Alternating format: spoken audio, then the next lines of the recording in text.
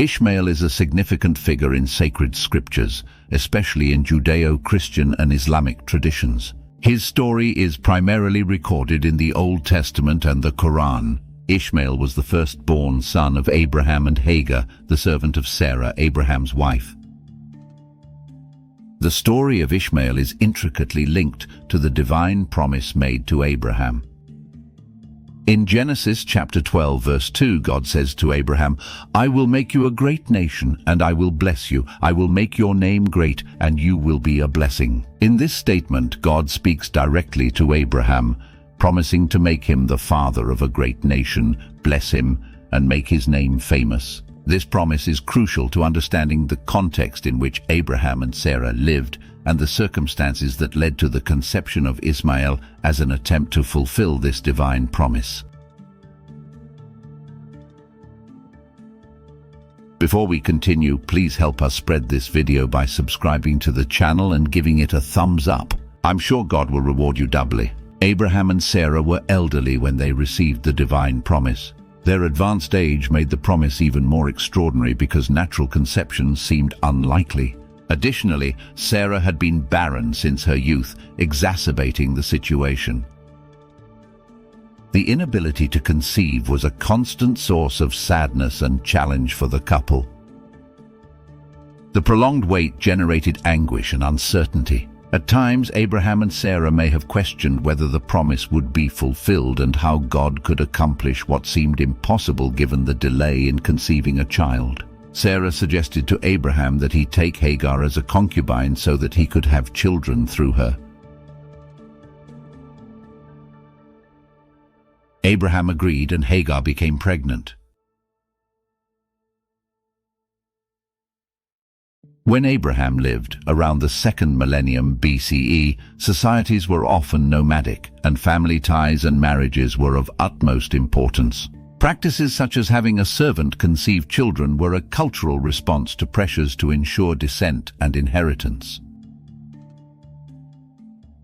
Sarah's impatience to fulfill the divine promise through human means would have disastrous consequences, resulting in conflicts between Sarah and Hagar. These conflicts highlight the adverse consequences of decisions based on impatience and lack of trust in God's plans. The atmosphere became unbearable to the point where Sarah threatened Hagar with death.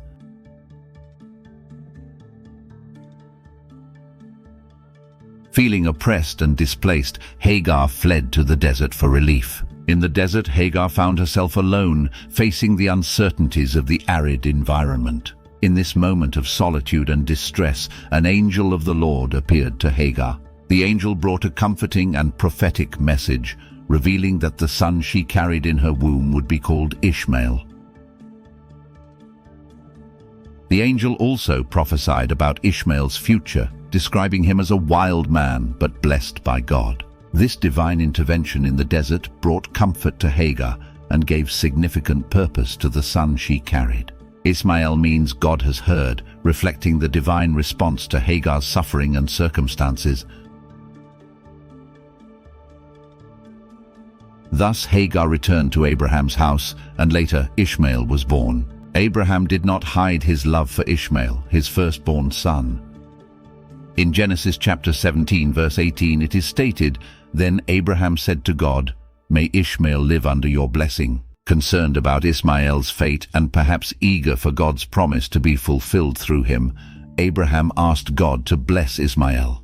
However, God had specific plans to fulfill his promise of a great nation through Abraham's lineage. In response to Abraham's request, God renewed his promise and established a specific covenant with Abraham.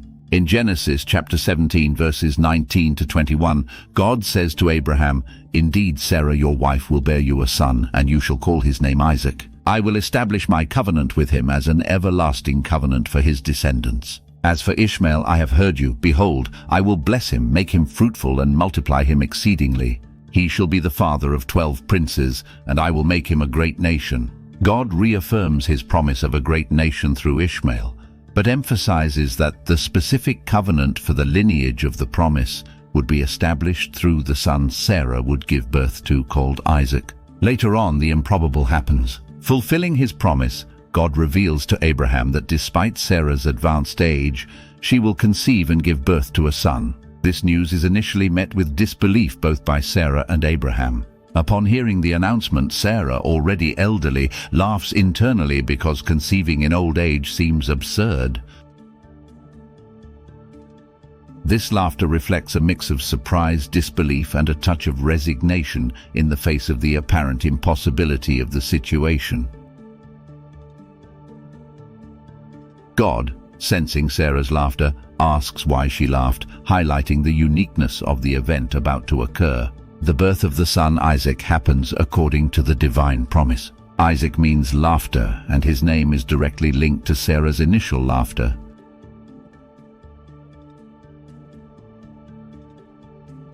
The consequences of this event are profound. Firstly, it marks the fulfillment of a divine promise that seemed impossible to human eyes. Sarah's initial doubt is transformed into realized faith with the birth of Isaac.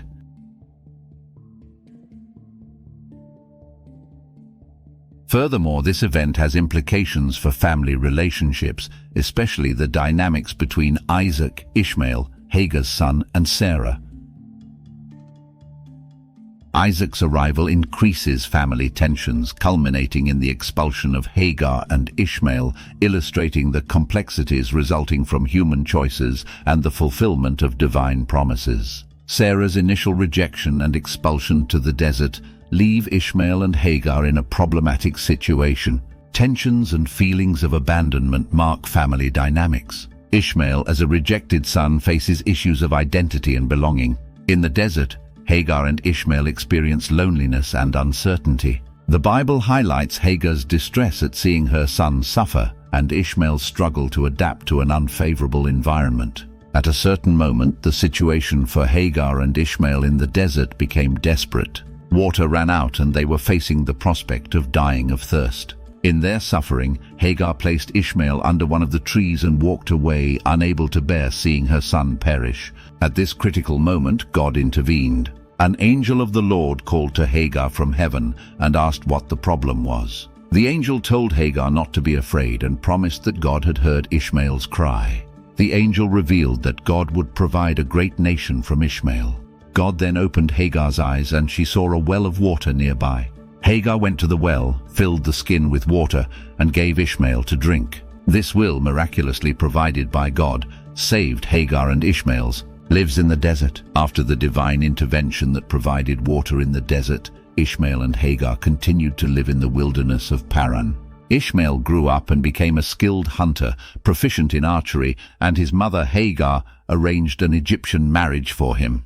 The Bible mentions that Ishmael had 12 sons. These are considered ancestors of various Arab tribes. The biblical verse that deals with this phase of Ishmael's life in Genesis states, God was with the boy as he grew up. He lived in the wilderness of Paran and became an archer. His mother chose a wife for him from the land of Egypt.